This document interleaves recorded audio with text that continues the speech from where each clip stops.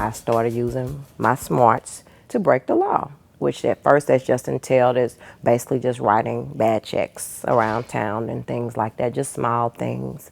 And eventually it led to me being arrested when I was 17 for the first time. So that was the first time that I heard a jail cell close behind me. I was actually just 17 years old. I wound up getting locked up again. That was my seventh time. And the day that I got locked up, I was just like, you know what? This is it. Enough is enough. You know, I had never been raised in church or anything like that, but I did always believe that God existed. So I just cried out to him and I said, you know, I'm sick of this. I'm sick of my life. I'm sick of me. I'm really just sick of everything and everybody. So if you can do something with my life, it's yours, because I don't want it anymore. And he did that. And he has done that. He's done something great with my life. That was the beginning of the transformation that I've gone through, that people are blessed to see now.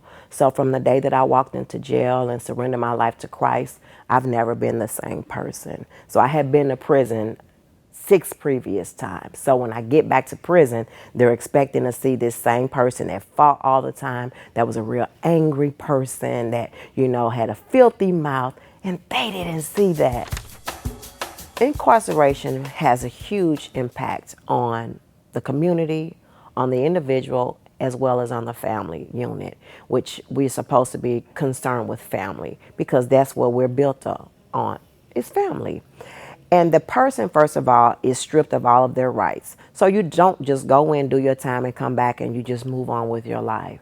When you come out, you're faced with all of these challenges. So now you're labeled as a felon. So there's certain licensures that you can't have. There's certain jobs that you can't hold. Most companies won't hire convicted felons. Nowadays, you can't live certain places because you're a felon. It's just like a snowball effect that affects the individual, that affects the family, that affects the economy, that affects the community. So what the SoulFisher Ministries does is we have 2 pilot programs, so to speak. And so one is called Educate Now to Achieve Later, and we just use the acronym ENOW. And then the other one is the Adult General Academic Program of Education, which is the Agape program. And so what ENOW does is we provide after-school tutoring for children who have a parent that's incarcerated. That's our target population.